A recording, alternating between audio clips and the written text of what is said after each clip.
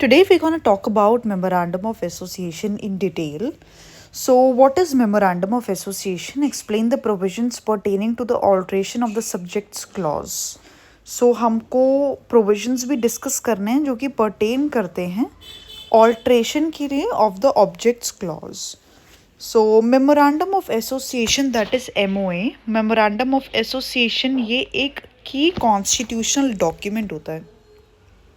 Memorandum of constitution ये एक की कॉन्स्टिट्यूशनल डॉक्यूमेंट होता है जो कि डिफाइन करता है स्कोप ऑफ एक्टिविटीज़, जो कि डिफाइन करता है एक्टिविटीज़ का स्कोप जो कि होती है कंपनी की, and outlines it's relationship with the outside world, और आउटलाइन करता है कंपनी का relationship with the outside world.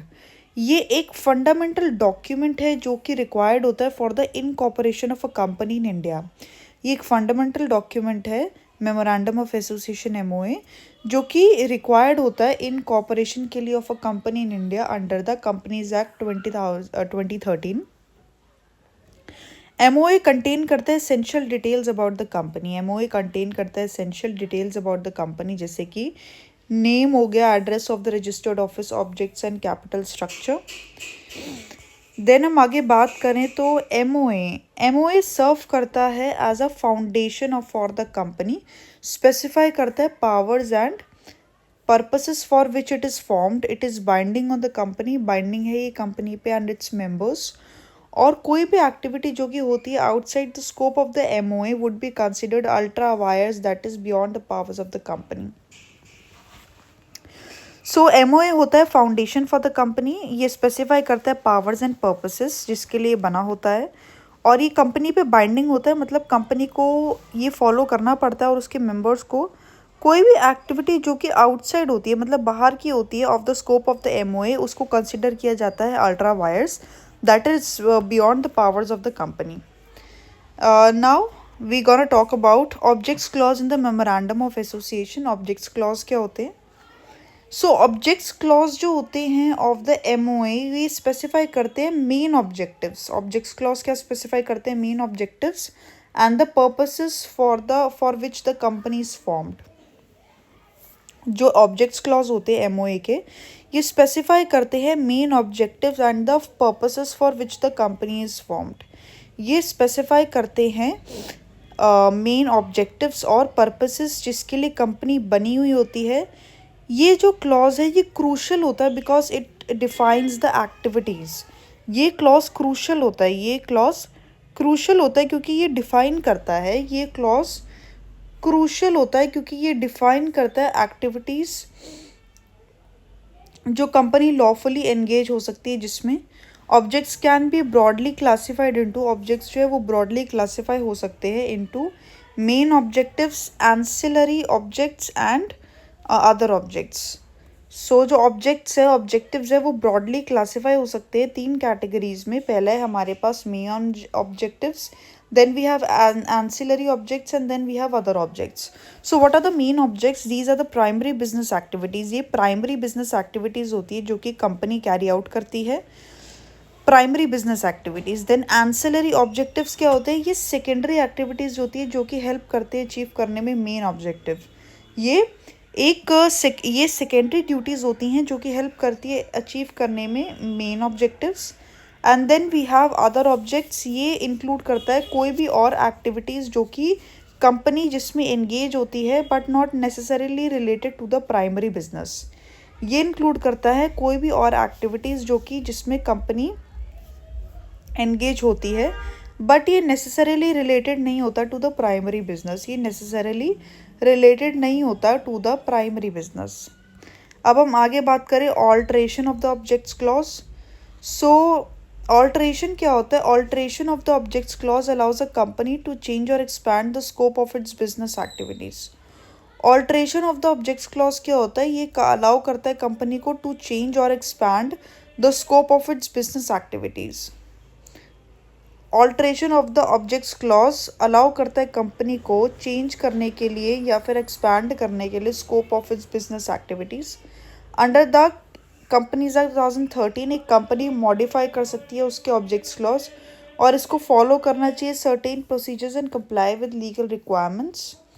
अब प्रोविजंस जो कि रिगार्ड करते हैं alteration of the objects clause, special resolution, company को पास करना चाहिए स्पेशल रेजोल्यूशन अल्टर करने के लिए ऑब्जेक्ट्स क्लॉज को। A special resolution means a resolution जो कि पास करता है by a majority of 75% of the shareholders who are present and voting at the general meeting. The decision to amend the objects clause cannot be made by a simple majority. अब approval क्या होता है? Approval from the central government if necessary. Approval मिलता है from the central government if necessary. कुछ cases में क्या होता है कि कंपनी को ज़रूरत होती है ऑब्टेन करने के लिए approval from the central government for the alteration of the objects clause. कुछ केसेस में कंपनी को नीड होती है ऑब्टेन करने की अप्रूवल, नीड होती है ऑब्टेन करने के लिए approval from the central government for the alteration of the objects clause, especially in the alteration involves the company's powers such as changing its business activities from one sector to another. However, after the Companies Amendment Act 2017, this requirement has been relaxed for many types of alterations, and companies can now make changes without prior approval in many cases subject to certain conditions. Now we have filing with the Registrar of Companies ROC. So after passing the special resolution, company को file करना चाहिए altered memorandum with the Registrar of Companies in the prescribed format within 30 days of passing the resolution. The MOA must be signed by the authorized representatives of the company and the necessary fee must be paid as per the regulations. अब हम बात करें compliance की। Compliance with the provisions of the companies act. Any alteration to the objects clause must comply with the provisions of the Companies Act.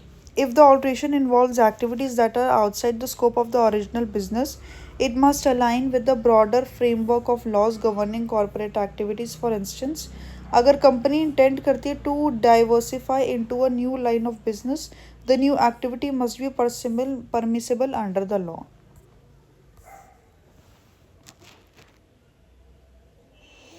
Public notice. The company must give public notice about change in the objects clause after the resolution is passed.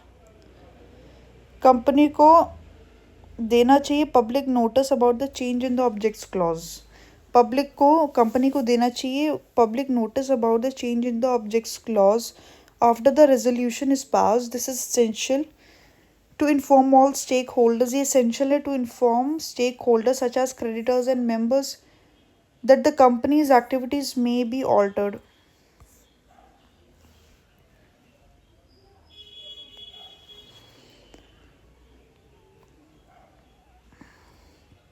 Then we have reasons for altering the objects clause. So first we have expansion of business. A company may want to diversify into new sectors or business lines that were not initially covered by the original objects clause. Expansion of business क्या होता है? Company जो है वो उसको ज़रूरत होती है डाइवर्सिफाई करने की इनटू न्यू सेक्टर्स या फिर बिजनेस लाइंस जो कि इनिशियली कवर्ड नहीं होते by the original objects clause. Changing business environment as market conditions और लीगल फ्रेमवर्क्स चेंज। सो जैसे कि मार्केट कंडीशंस और लीगल फ्रेमवर्क्स चेंज होते हैं, कंपनीज जो है वो need to adjust their objectives to stay relevant or competitive. Changing business environment as market conditions और लीगल फ्रेमवर्क्स चेंज। कंपनीज जो है वो उनको ज़रूरत होती है एडजस्ट करने के लिए their objectives to stay relevant और competitive. Strategic repositioning. Companies may alter their objects to focus on specific profitable areas of business, especially if they are no longer engaging in their original lines of business. Companies alter कर सकती हैं उनके objectives to focus on specific profitable areas of business, especially if they are no longer engaging in their original lines of business. Companies जो है alter कर सकती है उनके objectives to focus on specific profitable areas of business, specially if they are no longer engaging in their original lines of business. Strategic repositioning, companies जो है alter कर सकती है उनके objects to focus on specific profitable areas of business, especially if they are no longer engaging in the original lines of business.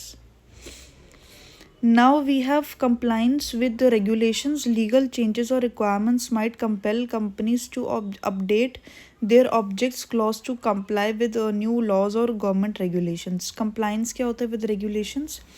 Legal changes और requirements जो है वो कंपेल होने चाहिए companies to update their objects clause to comply with new laws और government regulations.